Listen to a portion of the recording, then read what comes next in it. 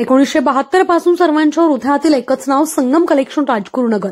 संगम कलेक्शनचा वादा 101% ग्राहकांचा फायदा। नवीन वर्षांची नवीन सुरुवात 15 ते 60% भरघोस सूट।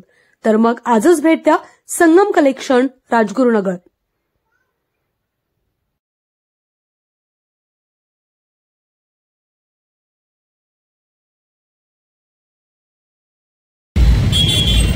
राजगुरुनगरमध्ये मजूर अड्डा धोकादायक पद्धतीने सुरू असताना तिथे मजूर उभे राहतात। त्यांनी स्वतःचा विचार न करता जीवाशी खेळून पोट भरण्याचा मार्ग अवलंबलाय।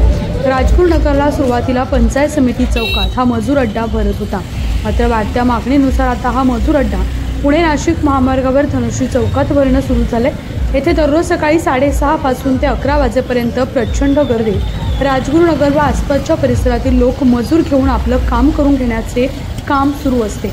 मात्र जे लोक येथे मजूर घेण्यासाठी येत असतात तिथे रुबाबशीरपणे राज्य महामार्गावर भर रस्त्यात गाड्या लावून मजूर शोधण्याचं काम सुरू असते।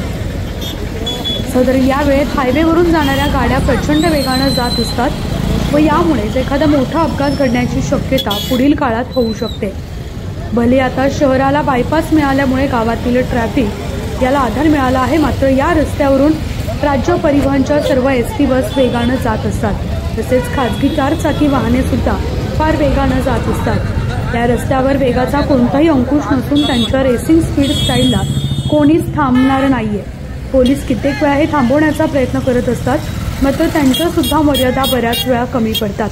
अनेक वेळा दुचाकी वाहने रस्त्याच्या मध्ये चालणाऱ्या लोकांना उडवून पुढे पळून जाण्याचा प्रकार देखील या चौकात घडलेला आहे।